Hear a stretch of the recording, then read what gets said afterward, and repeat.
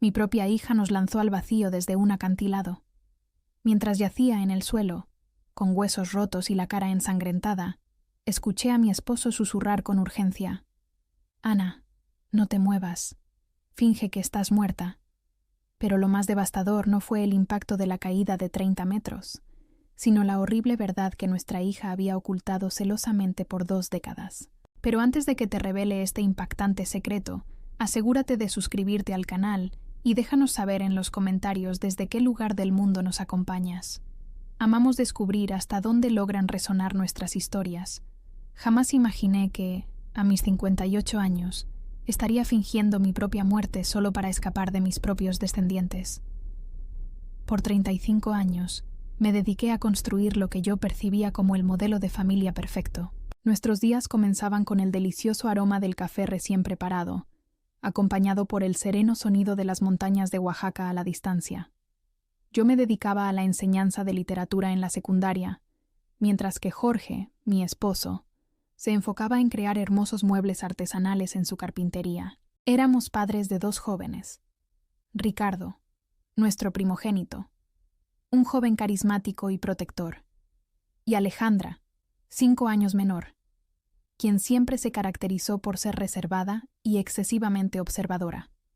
Los domingos eran sagrados. Nos reuníamos en la mesa que Jorge había tallado con sus propias manos. Ricardo compartía animadamente sus ambiciosos planes de convertirse en arquitecto, mientras Alejandra apenas tocaba su comida, evadiendo constantemente el contacto visual. Más tarde, mi esposo y yo disfrutábamos de largas caminatas nocturnas por la playa de Cancún, planificando con ilusión nuestra jubilación. Soñábamos con los innumerables viajes que haríamos una vez que nuestros hijos hubieran tomado sus propios rumbos. Yo me sentía plena, o al menos eso creía. Todo se transformó una fatídica noche de septiembre, hace exactamente 20 años. Ricardo no regresó a casa después de salir con sus amigos. Esperamos hasta el amanecer, llamando desesperadamente a cada persona que conocíamos. Alejandra se aisló en su habitación, supuestamente estudiando para sus exámenes, pero había una inquietud extraña en su conducta que no pude interpretar en aquel momento. Jorge salió junto a los vecinos a buscar a nuestro hijo. Al amanecer, la policía encontró el cuerpo de Ricardo en el fondo de un barranco, no muy lejos de la costa de Cancún. La conclusión oficial fue que se trató de un accidente, sugiriendo que resbaló en la oscuridad. Nunca puse en duda esa versión. ¿Cómo podría haber imaginado la escalofriante verdad? El funeral fue el día más oscuro que experimenté. Llevaba el mismo vestido negro que usé en el entierro de mi madre. Alejandra se mantuvo inusualmente tranquila, contrastando con mi colapso en lágrimas. Jorge me sostuvo con una fuerza que me impidió caer cuando mis piernas flaquearon. Ahora entiendo que él ya cargaba con una pena y un peso mucho mayor que la simple pérdida de nuestro hijo. Tras la muerte de Ricardo, Alejandra experimentó una metamorfosis. Se volvió más atenta y cariñosa, colaborando en las tareas y compartiendo más tiempo con nosotros. Yo interpreté este cambio como su manera de sobrellevar el luto, de intentar llenar el inmenso vacío que Ricardo había dejado. ¡Qué error tan cruel! Los años transcurrieron. Alejandra se casó con Manuel, un hombre apacible de Puebla, un pueblo cercano. Tuvieron 2 hermosos nietos, y por fin sentí que la vida nos concedía una segunda oportunidad. Manuel se dirigía a mí como mamá, y Alejandra había seguido la senda de su padre, inaugurando su propio taller de muebles artesanales. Nuestra familia parecía haberse reconstruido por completo. Todo lucía perfecto de nuevo. Pero aquí estoy ahora, en el fondo de este barranco, con costillas rotas y el sabor metálico de mi propia sangre, comprendiendo que toda esa supuesta felicidad era una elaborada farsa cuidadosamente orquestada.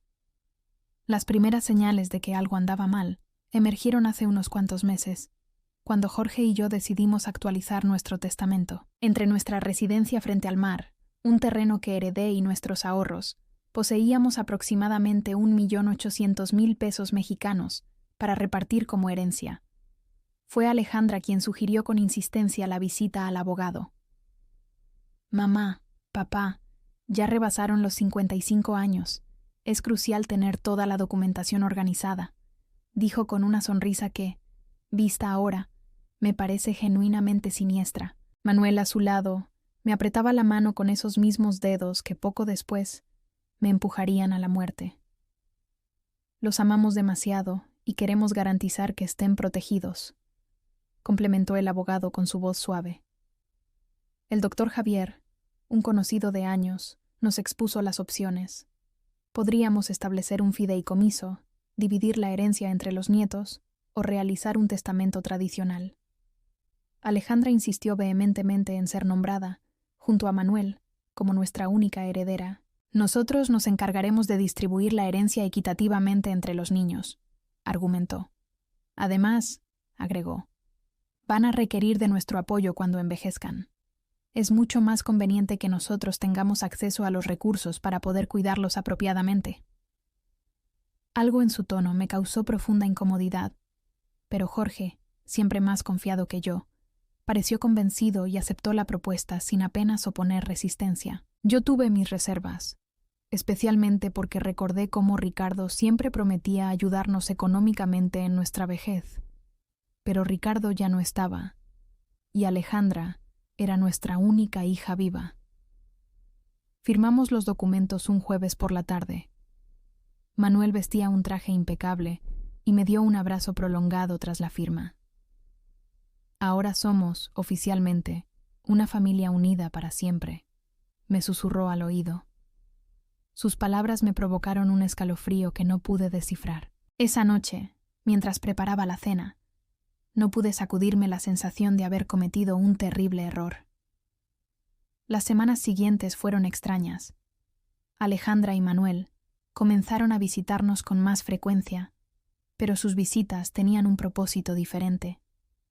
No solo venían a compartir tiempo con nosotros, siempre traían sugerencias calculadas sobre cómo deberíamos reformar la casa, qué inversiones realizar o qué pólizas de seguro de vida contratar. Mamá, deberías considerar vender esta casa tan grande y mudarte a un lugar más pequeño, sugirió Alejandra mientras observaba nuestros muebles con una mirada calculadora. Podríamos ayudarte a conseguir un apartamento cómodo en el centro de Monterrey. Pero yo amaba nuestra casa. Cada rincón atesoraba un recuerdo invaluable de nuestros 35 años de vida conjunta. La cocina donde cociné miles de platos, el taller donde Jorge creaba sus obras maestras, el patio donde nuestros hijos y nietos jugaron. No podía concebir mi vida en otro entorno. Cuando expresé mi apego, vi un relámpago de irritación en los ojos de Alejandra que me heló hasta los huesos. Mamá está siendo irracional, espetó con un tono que jamás había empleado conmigo. Esta casa es demasiado espaciosa para 2 personas de su edad. Si sufren una caída por las escaleras o algo sucede, no podremos llegar a tiempo para asistirlos. Manuel asintió con fervor. Además, el mantenimiento debe ser costosísimo. Sería mucho más inteligente vender ahora, aprovechando que el mercado inmobiliario está en pleno auge. Jorge comenzó a sopesar sus argumentos. Sin embargo, yo no lograba librarme de la sensación de que detrás de esa presión había algo más. Una noche, después de otra de esas conversaciones tensas, le pregunté a Jorge si no le parecía anómalo que Alejandra mostrara un interés tan súbito por nuestros asuntos financieros. Ana, ella solo está preocupada por nosotros, respondió mientras se cepillaba los dientes. Quizás deberíamos considerar sus propuestas. Ya no somos tan jóvenes como antes. Pero vi en sus ojos una sombra de duda que él se negaba a admitir. Ahora sé que Jorge ya tenía sus propias sospechas, que ya comenzaba a atar cabos que yo ni siquiera sabía que existían. Las cosas se volvieron más tensas cuando Alejandra sugirió que le otorgáramos un poder notarial sobre nuestras finanzas. Es solo una medida de precaución, explicó mientras Manuel preparaba té en nuestra cocina, comportándose como si el lugar ya le perteneciera. Si alguno de ustedes enferma o tiene algún problema de salud, podremos administrar sus asuntos sin complicaciones legales. La naturalidad con la que lo dijo casi me convence. Sin embargo, su insistencia me ponía nerviosa. No pude conciliar el sueño esa noche. Me quedé despierta, observando el techo, escuchando la respiración de Jorge a mi lado, intentando entender el origen de mi inquietud. Al día siguiente decidí llamar a mi hermana Sofía para pedirle consejo. Sofía siempre fue más perspicaz que yo, más desconfiada de las intenciones ajenas. Cuando le relaté la presión de Alejandra, guardó silencio por un momento prolongado. «Ana», dijo finalmente, ¿no te resulta extraño que Alejandra esté tan impaciente por controlar tu dinero? Ella tiene su propio negocio, está bien económicamente. ¿Por qué necesitaría tanto control sobre sus finanzas? Sus palabras me impactaron como una bofetada. Ella tenía razón. Alejandra nunca había mostrado problemas económicos, nunca había solicitado préstamos, ni había dado señales de necesitar nuestro apoyo financiero. Esa tarde, cuando Alejandra se presentó para otra de sus conversaciones sobre nuestro futuro, decidí confrontarla directamente. «Hija», comencé mientras estábamos sentadas en el porche, ¿por qué es tan fundamental para ti tener control sobre nuestros asuntos financieros? Tu padre y yo aún estamos perfectamente lúcidos. Su reacción fue inmediata y sumamente reveladora. Su rostro se endureció, y por un instante vi en sus ojos un gesto que me recordó a alguien más, algo frío y calculador que nunca antes había percibido. «Mamá, esto no se trata de control», replicó con voz tensa. «Se trata de amor, cuidado y responsabilidad familiar». Pero la forma en que pronunció responsabilidad familiar sonó más como una amenaza que como una expresión de afecto. Manuel, quien había permanecido en silencio, intervino con su voz calmada pero autoritaria. «Ana, solo buscamos lo mejor para ustedes. Es doloroso verlos preocuparse por cosas que podríamos resolver fácilmente». Esa noche, después de que se marcharon, Jorge y yo tuvimos nuestra primera discusión seria en años. Él creía que yo estaba siendo paranoica, que estaba buscando conflictos donde no existían. Yo insistí en que algo andaba mal, que la conducta de nuestra hija había cambiado drásticamente. «Jorge», le dije mientras lavábamos los platos, ¿recuerdas cómo era Alejandra antes de que Ricardo muriera? Era diferente, más distante, más... No sé cómo expresarlo, pero había algo en ella que me atemorizaba. Mi esposo dejó el plato que estaba secando y me miró fijamente. En sus ojos vi algo que nunca antes había presenciado: reconocimiento. «Ana», dijo con voz muy baja, «hay aspectos de la muerte de Ricardo que jamás te conté». Mi corazón comenzó a latir tan aceleradamente que temí que se saliera de mi pecho. Las palabras de Jorge me cayeron como un rayo. «¿Qué sabes sobre la muerte de Ricardo?», pregunté con voz temblorosa. Jorge se sentó pesadamente en una de las sillas de la cocina, la misma mesa donde compartimos miles de comidas, donde Ricardo hacía su tarea y donde Alejandra siempre guardaba silencio. Se pasó las manos por la cara, como si intentara borrar recuerdos que lo habían atormentado durante 20 años. «La noche que Ricardo murió», comenzó con voz ahogada, «Alejandra no estaba en su habitación estudiando, como nos dijo. La vi salir de la casa alrededor de las 8. La seguí porque algo en su actitud me preocupó. Ella andaba muy extraña esos días, más agresiva, más resentida». Mi esposo se detuvo, observando sus manos, como si la terrible verdad que había guardado estuviera escrita en ellas. «Los vi discutiendo cerca del barranco, Ana. Los escuché gritándose cosas horribles el uno al otro». Mi mundo comenzó a girar. «¿Sobre qué estaban discutiendo?», susurré, aunque una parte de mí ya no deseaba conocer la respuesta. Jorge levantó la mirada y vi lágrimas en sus ojos, lágrimas que ni siquiera derramó en el funeral de nuestro hijo mayor. «Sobre dinero, Ana». Alejandra estaba furiosa porque Ricardo era el mayor, y según las tradiciones de mi familia, él heredaría la mayor parte de nuestros bienes. Pero había algo más, algo sobre un dinero que Ricardo había descubierto. «¿Qué dinero?», pregunté, sintiendo que el suelo desaparecía bajo mis pies. Jorge suspiró profundamente antes de continuar.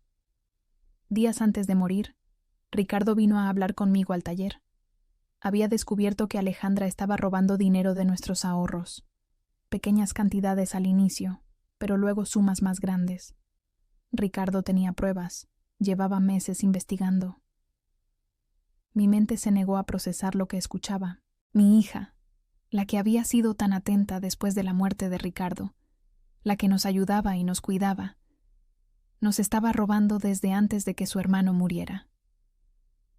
¿Por qué nunca me lo dijiste?, le recriminé a Jorge, sintiendo que la traición se multiplicaba. Porque cuando llegué al barranco esa noche, ya era demasiado tarde, respondió con voz sofocada. Vi a Alejandra de pie junto al cuerpo de Ricardo. Nuestra hija temblaba, lloraba y repetía constantemente: «Fue un accidente, fue un accidente». Me miró con esos ojos desesperados y me rogó que la ayudara. «Papá», me dijo, «Ricardo se resbaló cuando intentaba agarrarme. Yo solo me defendí y él perdió el equilibrio». Las lágrimas corrían incontrolablemente por mi rostro. «¿Pero le creíste?», murmuré, aunque ya conocía la respuesta.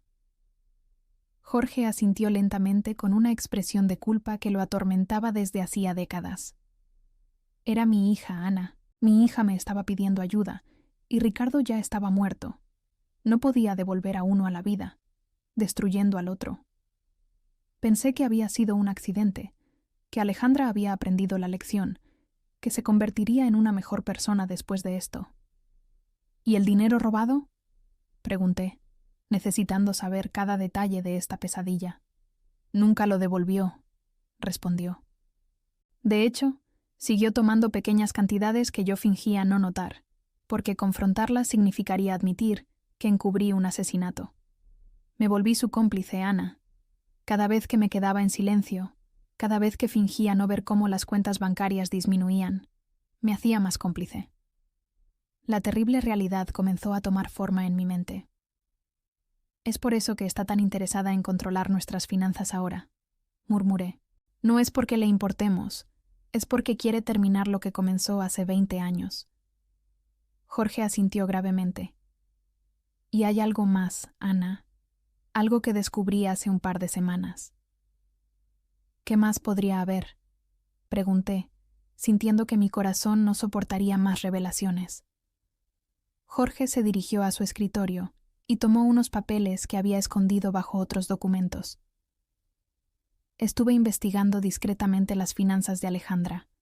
Su taller no está tan bien como nos quiere hacer creer. De hecho, está al borde de la bancarrota. Le debe más de 400,000 pesos mexicanos a varios bancos y proveedores.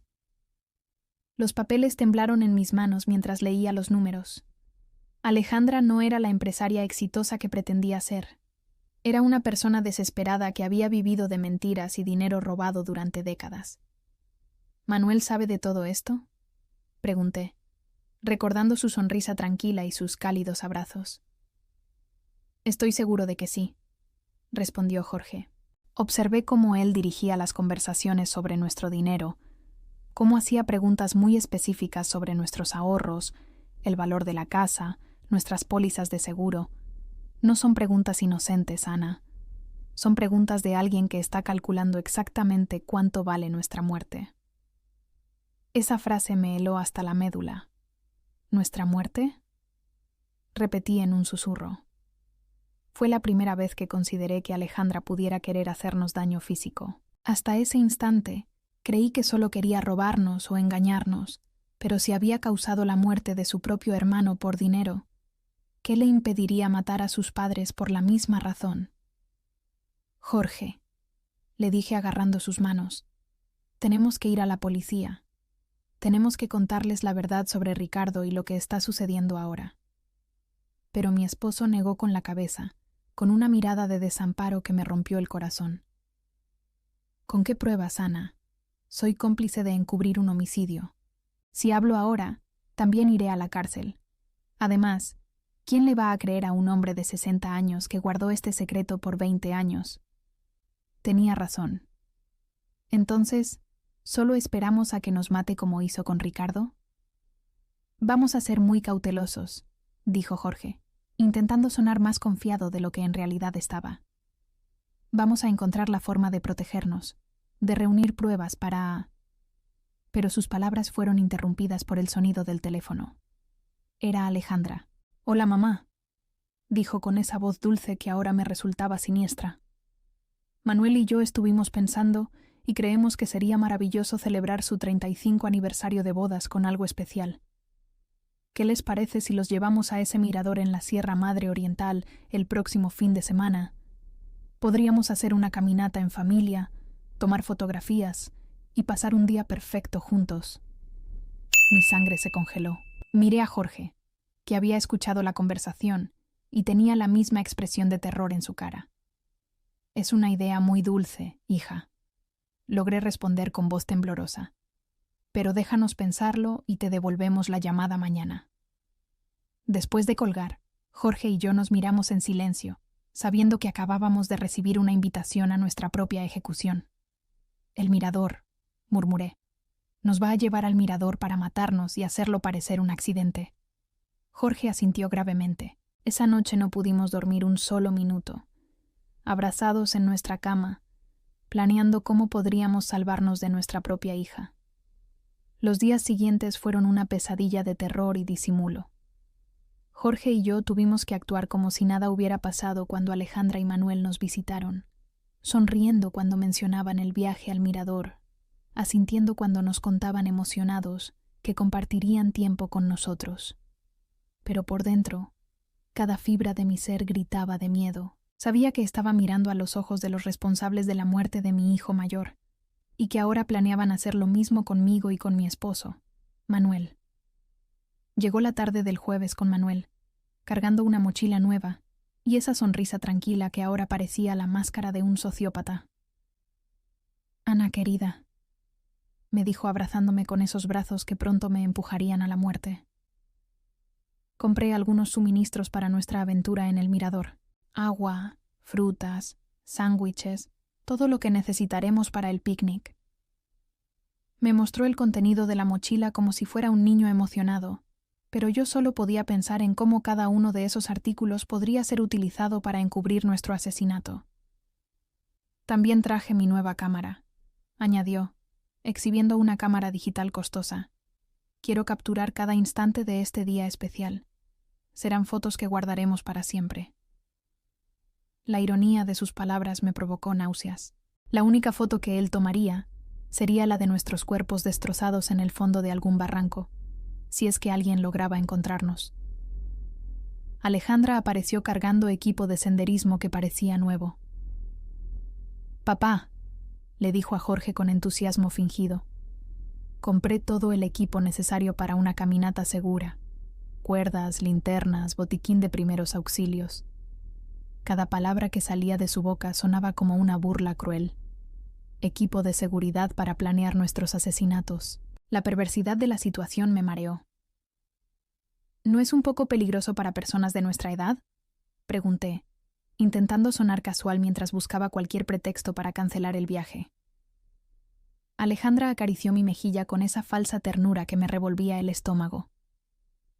«Es por eso que elegimos un sendero muy fácil y seguro», aseguró. «Es una caminata que hasta los niños pueden hacer. Además, Manuel y yo estaremos allí para cuidar de ustedes en todo momento». Sí, estarían allí para cuidarnos hasta el momento exacto en que decidieran lanzarnos al vacío. Esa noche, cuando por fin se marcharon, Jorge y yo nos sentamos en nuestro porche, temblando, no solo por el frío, sino por el terror absoluto que habíamos contenido durante horas. «No podemos ir», dije agarrando sus manos. «¿Vamos a inventar alguna excusa?» «Si no vamos», respondió Jorge con voz grave, «encontrarán otra manera de matarnos. Tal vez algo que parezca aún más accidental, como un incendio en la casa o un asalto que salió mal. Al menos en el mirador sabemos lo que van a intentar hacer». Sus palabras tenían una lógica terrible, pero no me consolaban en lo más mínimo. «Entonces, ¿qué sugieres?», pregunté, desesperada por encontrar una solución que salvara nuestras vidas. Jorge se quedó pensativo por unos minutos antes de responder. «Vamos, pero estaremos preparados. Voy a esconder mi celular y configurarlo para que grabe todo lo que suceda. Si logramos sobrevivir, tendremos pruebas. Y si no, su voz se quebró. Al menos alguien sabrá la verdad. El viernes por la noche apenas pudimos probar bocado. Sabíamos que podría ser nuestra última cena juntos en nuestra casa, en esa cocina donde compartimos tantos momentos felices, cuando éramos una familia de verdad. Jorge revisó su testamento una vez más, asegurándose de que si algo nos sucedía, al menos Alejandra no obtendría todo sin que hubiera algún registro de nuestras sospechas. Escribí una carta, confesó, mostrándome un sobre sellado. Está dirigida a tu hermana Sofía. En ella explico todo lo que sabemos sobre la muerte de Ricardo y lo que creemos que Alejandra planea hacernos. La escondí en la caja de seguridad del banco. Si no regresamos de este viaje, al menos ella sabrá dónde buscar la verdad. Esa noche nos fuimos a la cama abrazados, susurrándonos palabras de amor que podrían ser las últimas. Si algo me sucede, dijo Jorge, quiero que sepas que estos 35 años contigo han sido los mejores de mi vida. A pesar de todo, de los errores y los secretos, te amo más que a mi propia vida. Lloré en silencio, memorizando el ritmo de su respiración, el calor de su cuerpo, el olor de su piel. El sábado amaneció con un cielo azul, que parecía burlarse de nuestra situación. Alejandra llegó temprano silbando una melodía alegre que me heló la sangre. «Buenos días, tortolitos», gritó desde la puerta principal. ¿Listos para su gran aventura? Manuel apareció detrás de ella, radiante, como si fuera el día más feliz de su vida, excepto que este era un encuentro con la muerte. Durante el desayuno, que apenas pudimos comer, Alejandra explicó detalladamente la ruta. «Es un sendero hermoso», dijo, extendiendo un mapa en la mesa. «Conduce a un mirador desde donde se puede apreciar toda la bahía de Puerto Vallarta. Dicen que la vista es espectacular». Sus ojos brillaban con un entusiasmo que parecía demoníaco. Claro, las vistas serían espectaculares, serían las últimas que veríamos en nuestras vidas.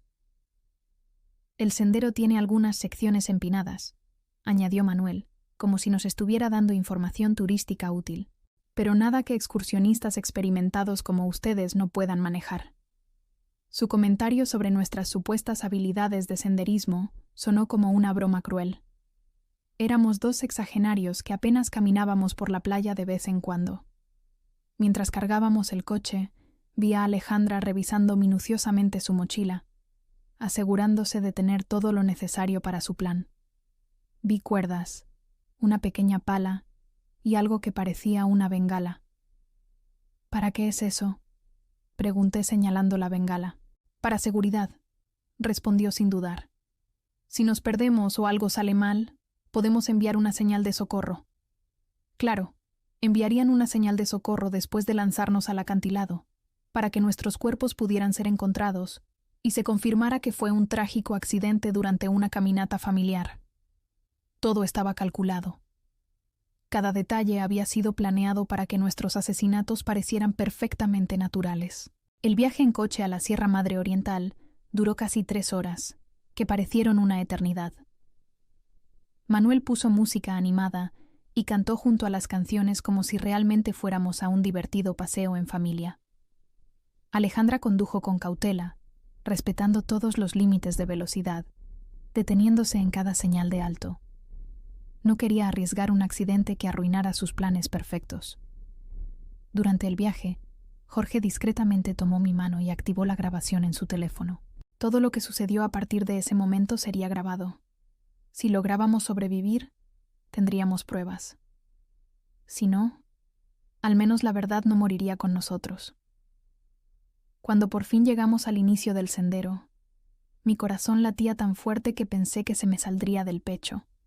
El lugar era hermoso, con árboles altos y el sonido de una cascada a lo lejos, pero para mí se había convertido en el escenario de mi propia ejecución. Alejandra y Manuel sacaron sus mochilas del coche, sonriendo y bromeando como si fuera el día más feliz de sus vidas. «¿Listos para la aventura?», preguntó Alejandra, y por primera vez en 20 años vi el mismo brillo frío en sus ojos que debió tener la noche que Ricardo murió. El sendero comenzó relativamente fácil, serpenteando entre árboles frondosos y rocas cubiertas de musgo. Manuel caminaba delante de nosotros, tomando fotos constantemente y comentando sobre la belleza del paisaje. «Miren esas flores silvestres», exclamó señalando arbustos llenos de flores moradas. «Y esa formación rocosa, increíble». Su actuación era impecable, la de un yerno amoroso disfrutando de un día especial con sus suegros.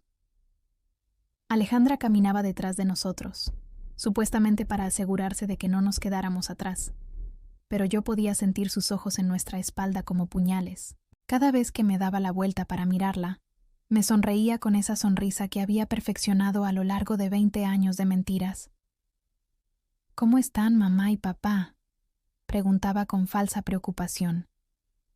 «¿Necesitan parar y descansar?». Después de 1 hora de caminata, empezamos a subir una parte más empinada del sendero. Mis piernas ya se sentían pesadas y Jorge respiraba con dificultad. No estábamos acostumbrados a ese tipo de ejercicio, y nuestros hijos asesinos lo sabían perfectamente. Habían elegido una ruta que nos agotaría físicamente, volviéndonos vulnerables para cuando llegara el momento de ejecutar el plan. «Ya casi llegamos al mirador», anunció Manuel con entusiasmo. Aunque, según el mapa que había visto en casa, todavía nos quedaba al menos media hora más de caminata. Su mentira confirmó que no tenían intención de llegar al mirador oficial. El lugar donde planeaban matarnos debía estar mucho más cerca. Durante toda la caminata, intenté memorizar cada detalle del sendero, cada árbol, cada roca que pudiera servir como referencia si lograba sobrevivir, y necesitaba explicarle a la policía exactamente dónde había sucedido todo. Jorge hacía lo mismo, y ocasionalmente intercambiábamos miradas cargadas de terror y determinación. Sabíamos que estábamos caminando hacia nuestras muertes, pero también sabíamos que era nuestra única oportunidad de conseguir las pruebas que necesitábamos. «Miren eso», gritó Alejandra de repente, señalando una formación rocosa que destacaba a nuestra derecha. «Ese acantilado tiene una vista increíble. Subamos allí para tomar algunas fotos especiales». Mi sangre se heló. Allí estaba el lugar que habían elegido para nuestro asesinato. El acantilado se alzaba unos 30 metros sobre el sendero principal, accesible por un camino secundario que parecía mucho más peligroso que el que estábamos siguiendo. Las rocas estaban sueltas. Había menos árboles a los que agarrarse en caso de tropezar, y desde la cima se podía ver un precipicio que caía en un barranco profundo lleno de rocas afiladas. «No sé si es una buena idea», dije intentando sonar casual. «Ese sendero parece bastante peligroso para personas de nuestra edad». Pero Manuel ya había comenzado a caminar hacia la bifurcación, cargando su mochila llena de equipo de seguridad que yo sabía que no usaría para salvarnos. «Vamos, Ana», dijo con esa voz persuasiva que usaba cuando quería convencerme de algo. «Solo tomará unos minutos. Además, Alejandra tiene razón. Las fotos desde allí arriba serán espectaculares». La forma en que dijo «espectaculares» me hizo temblar. Serían espectaculares para quien las viera después como evidencia de nuestro accidente. Jorge apretó mi mano discretamente, recordándome que su teléfono estaba grabando todo. Teníamos que seguir. Teníamos que ir hasta el final para conseguir las pruebas que necesitábamos. Si nos negábamos ahora, simplemente encontrarían otra oportunidad, otro lugar, otra excusa para matarnos. La subida al acantilado fue agotadora. Las rocas sueltas se deslizaban bajo nuestros pies, y más de una vez casi me caigo. Pero lo más aterrador fue darme cuenta de cuán perfecto era este lugar para un asesinato. Si alguien tropezaba accidentalmente y caía desde la cima, no habría forma de sobrevivir. Y lo más importante, no habría testigos. «Ya casi llegamos», gritó Alejandra desde arriba, donde ya había llegado con la agilidad de alguien que había planeado esta ruta con sumo cuidado. Manuel la siguió, y luego nos ayudó a Jorge y a mí a completar los últimos metros de la subida. Sus manos en mis brazos se sintieron como las garras de un depredador. El mirador era, de hecho, espectacular. Desde allí podíamos ver todo el valle, las montañas a lo lejos y el mar brillando en el horizonte. En cualquier otra circunstancia, habría sido un momento hermoso para compartir en familia, Pero sabiendo lo que yo sabía, el lugar se sentía como el escenario perfecto para una pesadilla. «Vengan aquí para las fotos», gritó Manuel, posicionándose cerca del borde del acantilado. «Quiero que el valle esté de fondo». Jorge y yo nos acercamos lentamente, cada paso acercándonos a nuestro destino final. Pude ver a Alejandra posicionándose estratégicamente detrás de nosotros, calculando ángulos, midiendo distancias. «Perfecto», exclamó Manuel levantando su cámara. «Ahora abrácense y sonrían». Jorge y yo nos abrazamos, probablemente por última vez, mientras él tomaba foto tras foto. Cada destello de la cámara se sintió como un relámpago anunciando la tormenta que estaba a punto de llegar. «Tomen otra», sugirió Alejandra, moviéndose más cerca de nosotros. «Pero esta vez quédense un poco más atrás para que el paisaje quede mejor en el encuadre». Un paso atrás significaba estar exactamente en el borde del precipicio. Jorge y yo intercambiamos una mirada. Había llegado el momento. Nos movimos hacia atrás como se nos ordenó, sintiendo que el suelo sólido desaparecía bajo nuestros pies, quedando solo el vacío del abismo detrás de nosotros. Manuel levantó la cámara una vez más, pero esta vez vi algo diferente en sus ojos. Ya no había necesidad de fingir. La máscara se había caído. «Sonrían», dijo con una voz que ya no era gentil. Esta va a ser su última foto. En ese momento, Alejandra se lanzó hacia nosotros con los brazos extendidos. El plan era simple: empujarnos hacia atrás para que cayéramos al vacío, tomar algunas fotos del accidente y luego bajar para descubrir nuestros cuerpos destrozados. Pero Jorge se había estado preparando para este instante. En el último segundo, logró agarrar la muñeca de Alejandra y tirarla hacia adelante. «Si vamos a morir, tú vienes con nosotros», gritó con una furia que nunca antes había visto en él. Por un momento, los cuatro estábamos tambaleándonos en el borde del acantilado, agarrándonos unos a otros en una danza macabra entre la vida y la muerte. Manuel gritó e intentó ayudar a Alejandra, pero el peso de todos nosotros era demasiado. Sentí que el suelo cedía bajo mis pies. Sentí que la gravedad comenzaba a ganar la batalla. Y luego los cuatro caímos juntos, encerrados en un abrazo mortal, gritando mientras el aire silbaba a nuestro alrededor y el suelo rocoso se acercaba a una velocidad vertiginosa. En esos segundos que duraron una eternidad, pensé en Ricardo, en cómo se debió sentir cuando Alejandra lo empujó al barranco hace 20 años. Imaginé su terror, su confusión, su traición al darse cuenta de que su propia hermana lo había condenado a la muerte. El impacto fue brutal. Escuché el horrible sonido de huesos rompiéndose, el sonido de mi propio cuerpo destrozándose contra las rocas. El dolor era indescriptible, pero aún más terrible era el sabor a sangre en mi boca y la certeza de que esta vez Alejandra había ganado. Esta vez no habría testigos para contar la verdad. Pero entonces escuché la voz de Jorge, débil, pero clara. «Ana, no te muevas. Finge que estás muerta». Y me di cuenta de algo increíble. Aún estaba viva. El dolor era tan intenso que pensé que iba a enloquecer. Cada fibra de mi cuerpo gritaba en agonía. Sentí la sangre escurriendo por mi cara y algo caliente y pegajoso empapando mi ropa. Pero la voz de Jorge resonó en mis oídos como un comando divino. «Finge que estás muerta». Con una fuerza de voluntad que no sabía que poseía, permanecí completamente inmóvil, controlando incluso mi respiración para que fuera imperceptible. A pocos metros de distancia, pude oír los gemidos de dolor de Alejandra y Manuel. Ellos también habían sobrevivido a la caída, pero por los sonidos que hacían, parecían estar en peor condición que nosotros. «Manuel», oí la voz quebrada de mi hija. «¿Estás bien?». Su preocupación por su esposo me revolvió el estómago. Esta mujer que había causado la muerte de su propio hermano e intentado matarnos, aún era capaz de sentir amor por alguien. «Creo que me rompí la pierna», gimió Manuel. «Duele tanto, Alejandra. ¿Y los viejos?». La forma despectiva en que se refirió a nosotros confirmó lo que yo ya sabía. Nunca fuimos familia para él. Éramos solo obstáculos en el camino hacia nuestro dinero. Escuché movimiento, como si Alejandra estuviera arrastrándose en nuestra dirección. Mi corazón latía tan rápido que tuve miedo de que ella pudiera oírlo. «Están muertos», anunció después de unos minutos que parecieron horas. Ambos tienen los ojos abiertos, pero no están respirando. Su mentira me llenó de una extraña esperanza.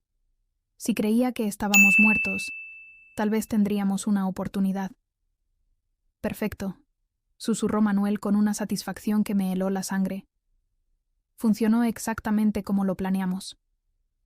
Bueno, excepto por la parte en que nosotros caímos también, respondió Alejandra con una risa amarga. Al menos ya no tendremos que fingir que los amamos más. En los minutos siguientes, que parecieron una eternidad, Alejandra y Manuel discutieron su situación. Ambos estaban heridos, pero podían moverse. El plan ahora era arrastrarse hasta encontrar un lugar desde donde pudieran pedir ayuda, y luego contar la historia de cómo habían sobrevivido milagrosamente a un trágico accidente que había matado a sus pobres padres. «Recuerda la historia», le dijo Alejandra a Manuel. «Estábamos tomando fotos cuando una roca se soltó bajo los pies de papá. Él tropezó y, tratando de agarrarse, jaló a mamá con él. Nosotros intentamos ayudar, pero caímos también. Es crucial que nuestras historias coincidan». «Lo sé», respondió Manuel. «Lo practicamos 100 veces. Somos los sobrevivientes traumatizados de una tragedia familiar. Pobres de nosotros. Perdimos a nuestros queridos suegros en un horrible accidente». Su actuación era tan convincente que si yo no hubiera vivido la verdad, habría creído cada palabra. Gradualmente, sus voces se desvanecieron mientras se arrastraban hacia lo que esperaban que fuera la salvación. Cuando el silencio finalmente cayó, Jorge susurró mi nombre tan bajo que apenas pude oírlo. «Ana, ¿estás bien?». Respondí en el mismo susurro, confirmando que estaba viva, pero terriblemente herida. «Mi pierna derecha está rota», me dijo con una voz sofocada de dolor. «Y creo que tengo algunas costillas fracturadas. ¿Y tú?». Hice un inventario mental de mi cuerpo. Sentí un dolor agudo en mi brazo izquierdo. Mi cabeza palpitaba como si alguien la estuviera golpeando con un martillo, y definitivamente había algo mal con mi hombro. Pero estaba viva, y eso era más de lo que había esperado. «Estamos mal, pero estamos vivos», susurré. «El teléfono está grabando, pero no hay señal aquí abajo». Esa era la parte más aterradora de nuestra situación. Estábamos vivos, pero atrapados en el fondo de un barranco, heridos y sin ninguna manera de comunicarnos con el mundo exterior. Si nadie venía a buscarnos, moriríamos allí lentamente de sed, hambre o de nuestras heridas. «Jorge», susurré, «antes de que sea demasiado tarde, necesito que me cuentes todo. Todo lo que realmente sucedió la noche que Ricardo murió». Mi esposo suspiró profundamente, como si hubiera estado esperando este momento durante 20 años. «Esa noche», comenzó con una voz temblorosa, «Ricardo vino a encontrarme en el taller. Estaba furioso. Tenía papeles en las manos, extractos bancarios. Me mostró pruebas de que Alejandra había estado robando dinero de nuestras cuentas durante meses. Pequeñas cantidades al principio, luego sumas más grandes. Ricardo había estado investigando porque había notado discrepancias en nuestros ahorros. El dolor físico se mezcló con el dolor emocional mientras yo escuchaba la verdad que había sido escondida durante décadas. Ricardo quería confrontar a Alejandra esa misma noche, continuó Jorge. Intenté calmarlo, convencerlo de esperar hasta el día siguiente, pero él estaba decidido. Dijo que no podía dormir sabiendo que su hermana menor nos estaba robando. ¿Y lo seguiste?, pregunté, aunque ya sabía la respuesta. Lo seguí porque tenía miedo de lo que podría pasar. Conocía el temperamento de Ricardo cuando se enfurecía y también había notado algo extraño sobre Alejandra últimamente. Una frialdad que me daba escalofríos. Cuando llegué al barranco, continuó Jorge, los encontré gritándose el uno al otro. Ricardo tenía los papeles en la mano, agitándolos en la cara de Alejandra. «Eres una ladrona», le gritaba. «Estás robando a nuestros propios padres». Alejandra lo negaba todo. Decía que Ricardo estaba loco, que estaba inventando cosas. Mi corazón se aceleró mientras imaginaba la escena. Mis 2 hijos enfrentándose en la oscuridad, uno acusando al otro de traición. «¿Qué pasó después?», pregunté, aunque una parte de mí no quería saberlo. Jorge se detuvo por un largo tiempo antes de continuar. Ricardo le dijo que si no devolvía el dinero y nos confesaba todo, él mismo nos diría la verdad. Alejandra se puso furiosa. Gritó que Ricardo siempre había sido el favorito, que siempre había tenido todo fácil, que era hora de que las cosas cambiaran. Y entonces la voz de Jorge se quebró. Alejandra empujó a Ricardo. No fue un accidente. Ella lo empujó con toda su fuerza, deliberadamente. Las lágrimas corrieron por mi cara, mezclándose con la sangre de mis heridas. «¿Por qué nunca me dijiste la verdad?», pregunté, sintiendo una mezcla de rabia y desesperación. Jorge suspiró profundamente. «Porque cuando llegué a donde estaba Alejandra, ella lloraba, temblaba, me decía una y otra vez que había sido un accidente, que no había tenido la intención de hacerlo. Me rogó que no te dijera nada, que no podía perderte a ti también, pero sabías que era mentira», murmuré, sintiendo que el peso de la traición se profundizaba. «Sí, pero era mi hija, Ana, mi única hija sobreviviente. ¿Cómo podía entregarla a la policía? ¿Cómo podía destruir lo que quedaba de nuestra familia?» Su justificación dolió tanto como mis lesiones físicas. «¿Y el dinero robado?», continué. Alejandra prometió que lo devolvería poco a poco. Juró que había sido una mala decisión, que estaba desesperada, que nunca volvería a suceder, pero nunca devolvió un solo centavo. De hecho, siguió robando, y yo seguí en silencio porque cada día que pasaba me volvía más cómplice de su crimen. En ese momento, escuchamos voces a lo lejos. Alejandra y Manuel habían logrado encontrar ayuda. Pronto, los equipos de rescate estarían aquí, y nuestros hijos asesinos interpretarían el papel de sus vidas, los sobrevivientes traumatizados de una tragedia familiar. Las voces se hicieron cada vez más cercanas, acompañadas por el sonido de helicópteros sobrevolando el área. El equipo de rescate había llegado, y con ellos vino el momento más crucial de nuestras vidas. Jorge y yo teníamos que tomar una decisión en cuestión de minutos. ¿Deberíamos seguir fingiendo que estábamos muertos hasta que encontráramos la oportunidad perfecta para revelar la verdad, o arriesgarnos a ser rescatados junto con nuestros asesinos? «Ana». Jorge susurró urgentemente. El teléfono grabó todo lo que sucedió allí arriba. Tenemos la confesión de Manuel sobre el plan. Tenemos a Alejandra admitiendo que somos obstáculos. Lo tenemos todo. Pero si nos encuentran vivos ahora, pueden destruir las pruebas antes de que logremos entregarlas a las autoridades. Tenía razón. Si Alejandra y Manuel se daban cuenta de que habíamos sobrevivido y oído sus confesiones, encontrarían la manera de silenciarnos para siempre. Esta vez no sería un accidente. Sería algo mucho más directo y definitivo. Teníamos que esperar el momento perfecto. «Están aquí abajo», gritó la voz de Alejandra desde arriba. «Mis padres, por favor, dense prisa». Su actuación era perfecta, su voz quebrada de dolor y desesperación. Si yo no conociera la verdad, habría creído que era una hija devastada por la pérdida de sus padres. «Señora, mantenga la calma», respondió una voz autoritaria que debió pertenecer al líder del equipo de rescate. «Vamos a bajar para evaluarlos. ¿Usted y su esposo pueden moverse?» Oí el sonido de cuerdas y equipos siendo preparados para el descenso. Manuel había perfeccionado su papel como el yerno de luto. «No puedo creer que esto haya pasado», sollozó. «Estábamos tomando fotos, tan felices. Todo sucedió tan rápido». Una roca se soltó y ellos cayeron. Cada palabra era una puñalada en mi corazón porque yo sabía que él repetiría esas mismas mentiras a la policía, a los medios, a cualquiera que quisiera escuchar su versión de los eventos. Los socorristas comenzaron a bajar. Podía oír sus voces acercándose. El sonido de las botas contra la roca, el tintineo del equipo. Jorge discretamente me apretó la mano, recordándome que teníamos que mantener la actuación sin importar lo que sucediera. «¡Están aquí!», gritó uno de los socorristas al encontrarnos.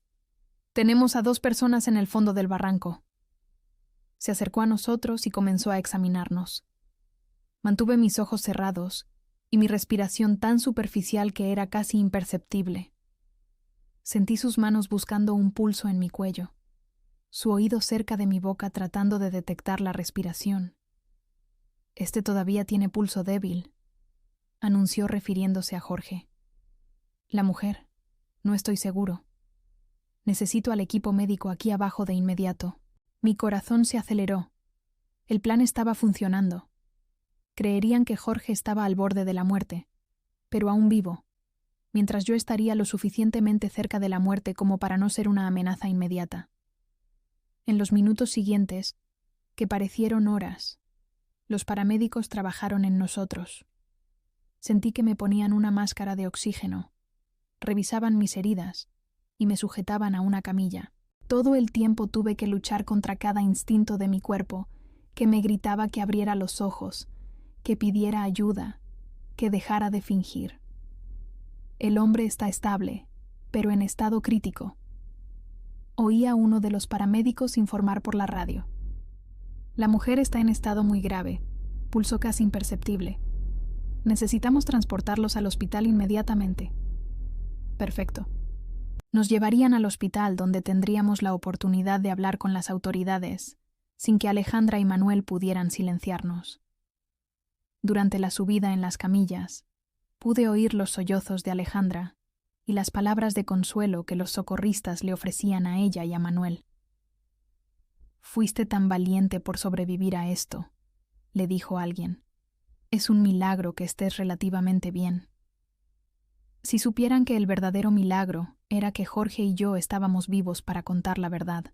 En el helicóptero médico, mientras volábamos hacia el hospital en Ciudad de México, podía sentir la presencia de Jorge en la camilla a mi lado. Los paramédicos estaban enfocados en mantenerlo estable, y por sus conversaciones entendí que él estaba en estado crítico.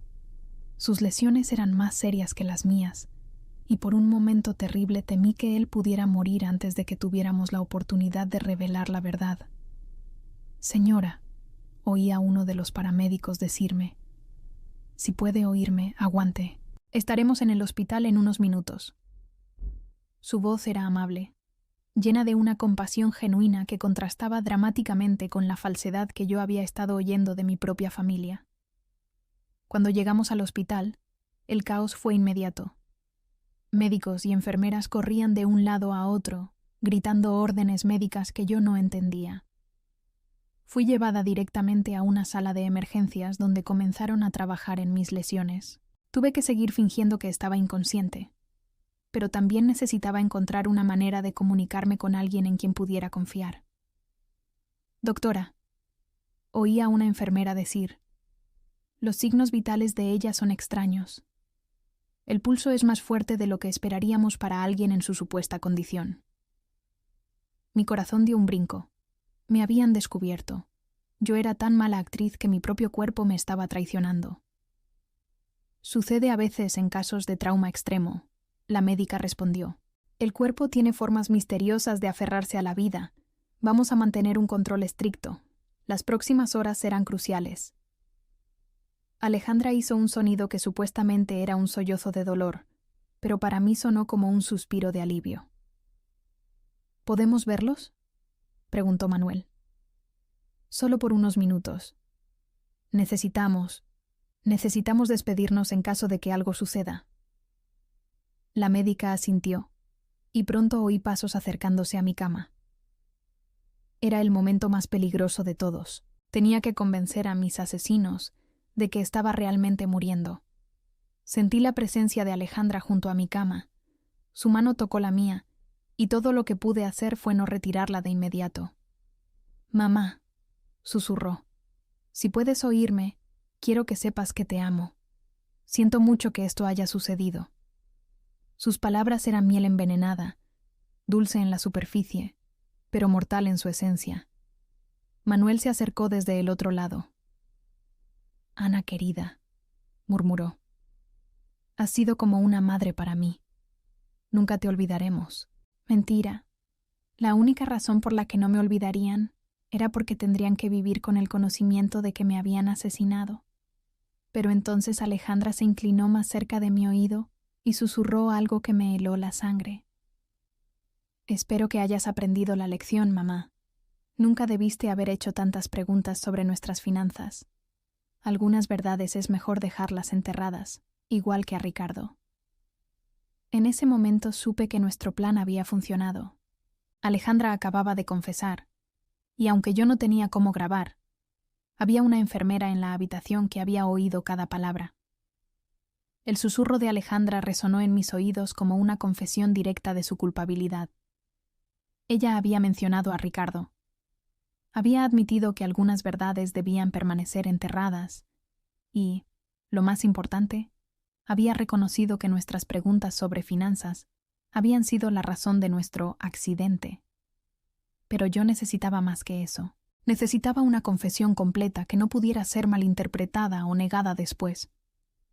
La enfermera que había oído el comentario, una joven llamada María, de acuerdo con su identificación, había dejado de revisar los monitores.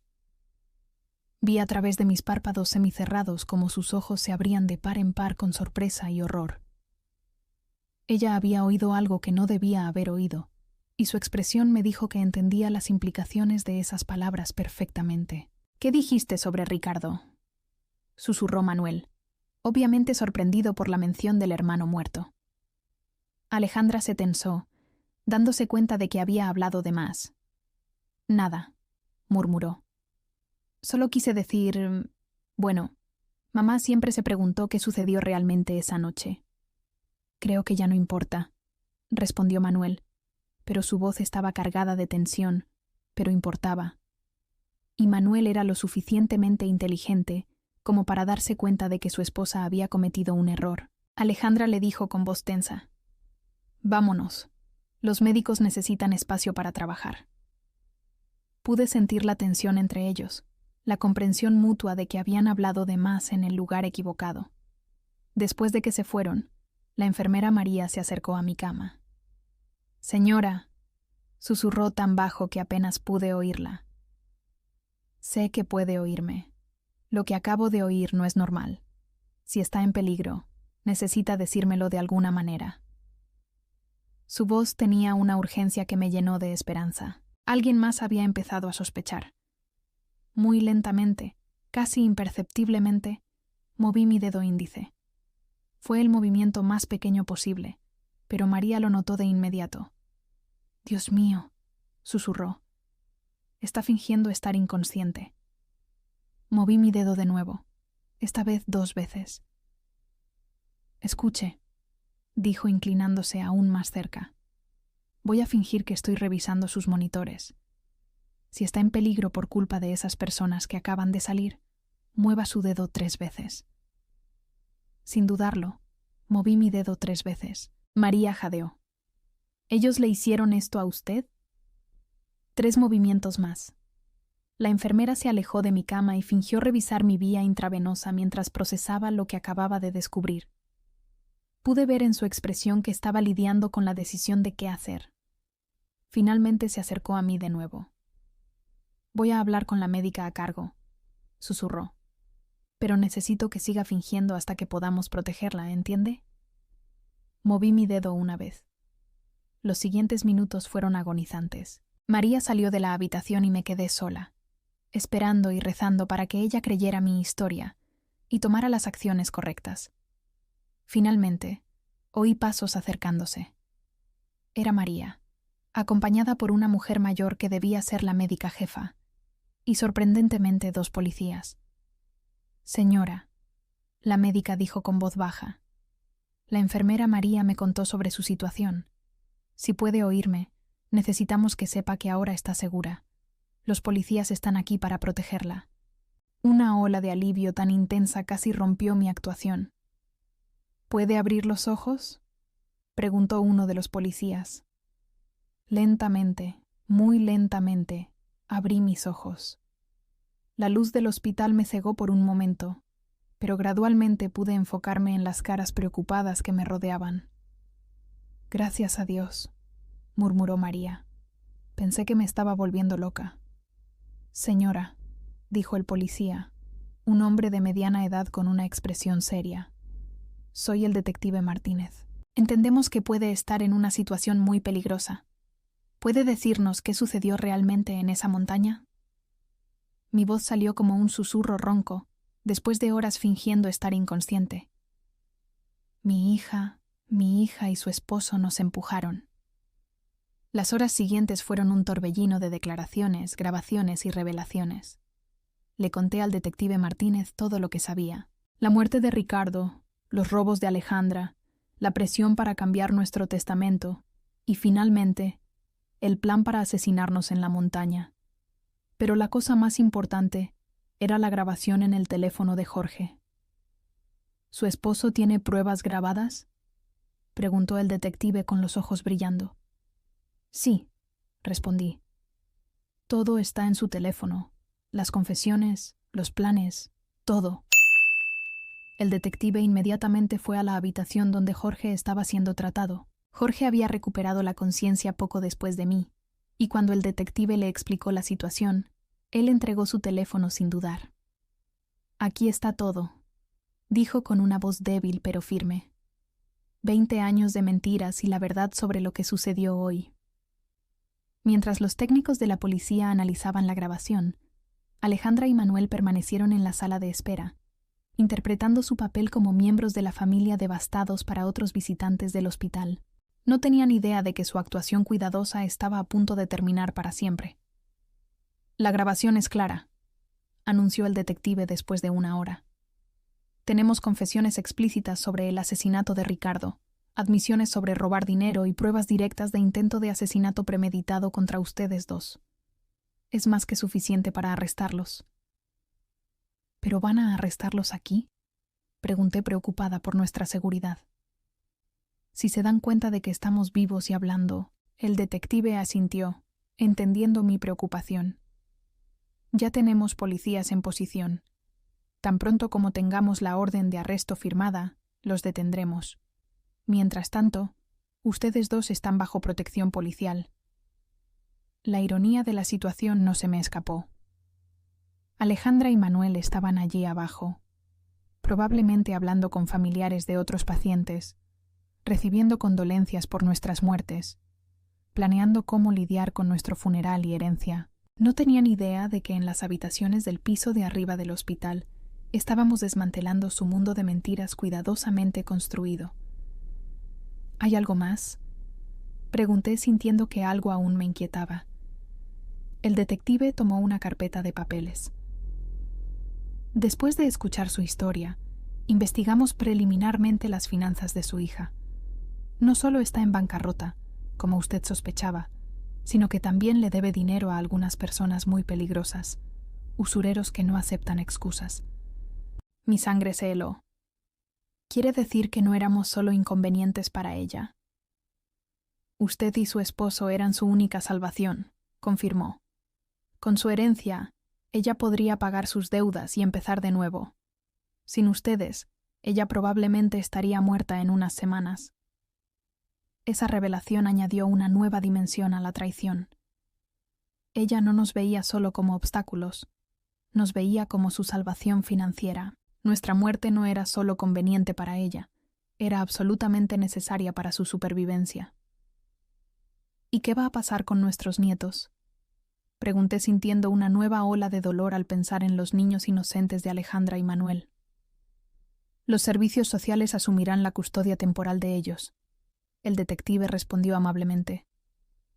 «Pero por lo que entiendo, usted podría solicitar la tutela tan pronto como se recupere de sus lesiones». La idea de criar a los hijos de nuestros propios asesinos era abrumadora, pero también era la única manera de asegurar que algo bueno saldría de esta pesadilla.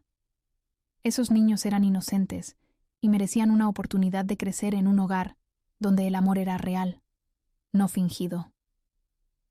«Es hora», anunció el detective cuando un policía entró en la habitación con papeles en las manos. «Las órdenes están firmadas. Vamos a arrestarlos ahora. A través de la ventana de mi habitación que daba al vestíbulo del hospital, pude ver a los policías posicionándose discretamente. El momento que había esperado durante 20 años finalmente había llegado. Alejandra y Manuel.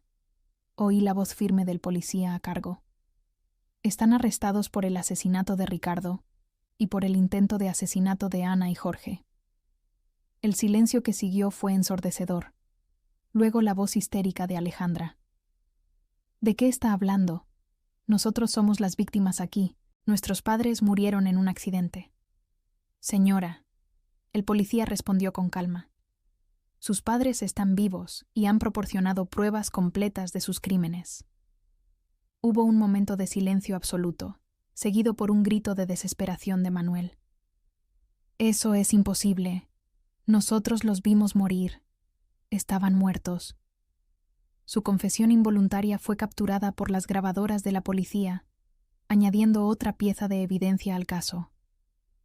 Por la radio, oía a Alejandra comenzar a culpar a Manuel. Todo fue idea de él. Yo no quería hacer nada de esto. Él me obligó. Y Manuel, en su desesperación, gritó: Tú fuiste quien sugirió el acantilado. Tú planeaste todo esto desde el principio. En cuestión de minutos, la alianza que había durado por años se desmoronó, mientras cada uno intentaba salvar su propia piel. El detective Martínez regresó a mi habitación 1 hora después, con una expresión de satisfacción mezclada con tristeza. Están arrestados y de camino a la comisaría, informó. Ambos están tratando de culpar al otro, lo que solo fortalece nuestro caso. Pero hay algo más que necesito decirle. ¿Qué más?, pregunté, aunque no estaba segura de si mi corazón aguantaba más revelaciones. Durante el arresto, encontramos esto en el bolso de su hija, dijo mostrándome una pequeña grabadora digital. Aparentemente ella había estado grabando las conversaciones con usted y con su esposo en las últimas semanas, probablemente buscando pruebas de que ustedes sospechaban de algo. Mi sangre se heló. ¿Qué significa eso? El detective suspiró. Significa que ella sabía que ustedes estaban empezando a descubrir la verdad. El viaje a la sierra no fue una decisión espontánea. Fue una respuesta directa a sus sospechas.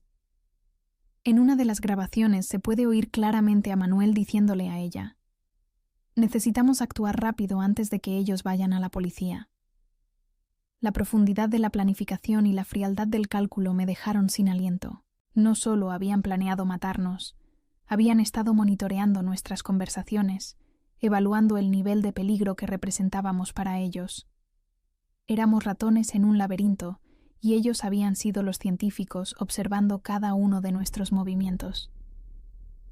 Hay una cosa más, el detective continuó, que encontramos en la investigación de sus finanzas.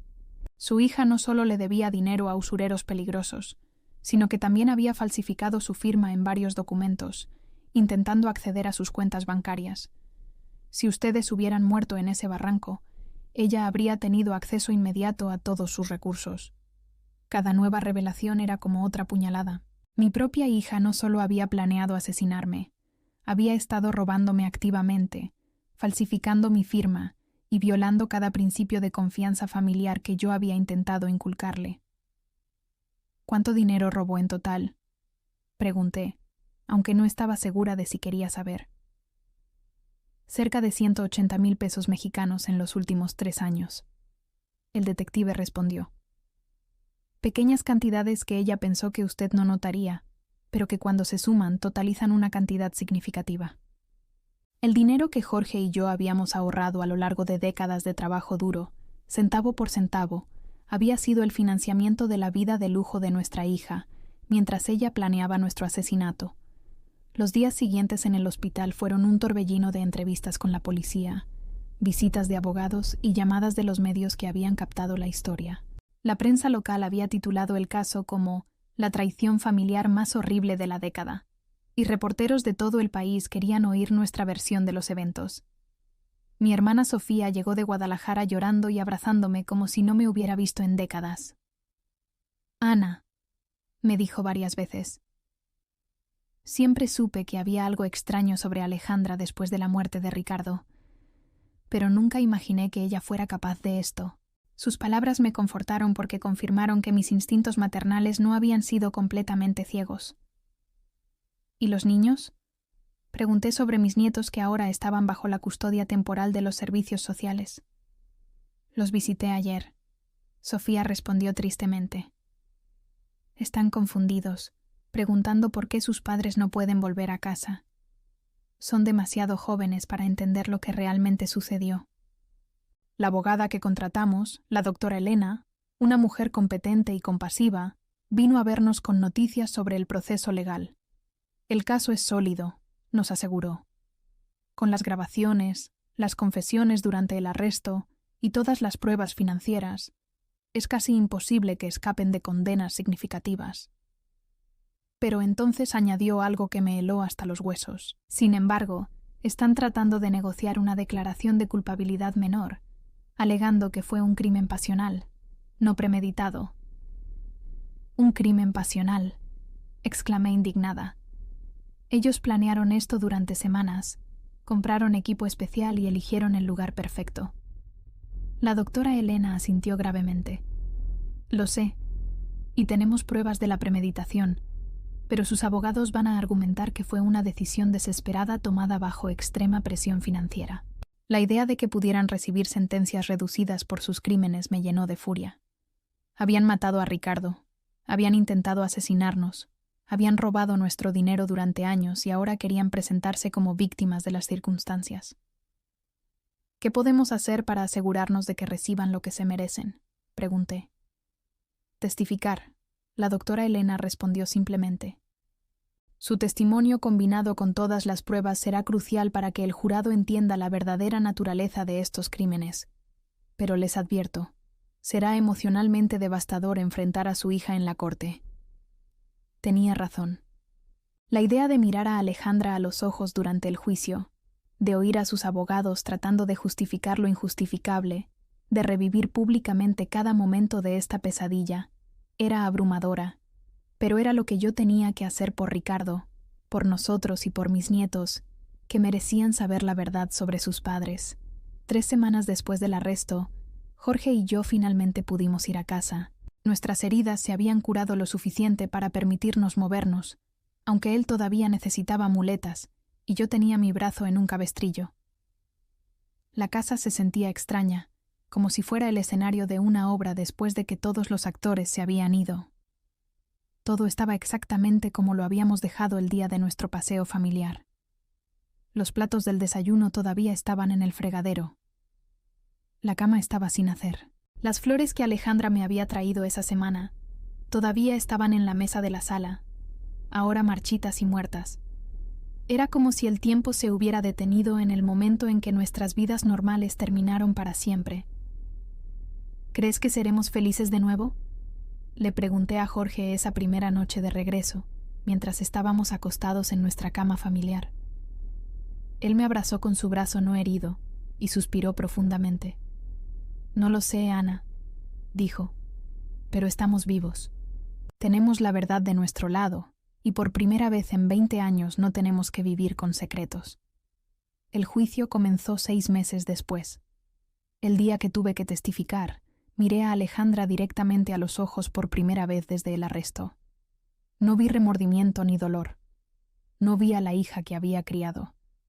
Vi a una extraña, fría y calculadora, que se había disfrazado como mi hija durante décadas. Cuando terminé mi testimonio, después de recontar cada detalle horrible de nuestra experiencia, me dirigí a ella directamente desde el banquillo de los testigos. «Alejandra, no sé quién eres, pero ya no eres mi hija. Mi hija murió la noche que mataste a Ricardo, y lo que ha vivido en su lugar durante 20 años es un monstruo que yo, sin saberlo, ayudé a crear». El jurado deliberó durante 2 días antes de encontrar a Alejandra culpable de homicidio intencional por la muerte de Ricardo y de intento de homicidio agravado por lo que nos hizo a nosotros. Manuel recibió la misma condena como cómplice. Ambos fueron sentenciados a 30 años de prisión sin derecho a libertad condicional anticipada.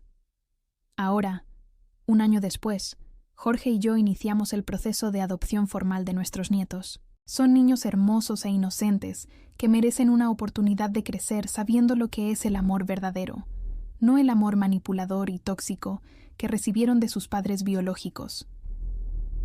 Todas las noches cuando los acuesto, les cuento historias sobre el tío Ricardo, el tío que nunca conocieron.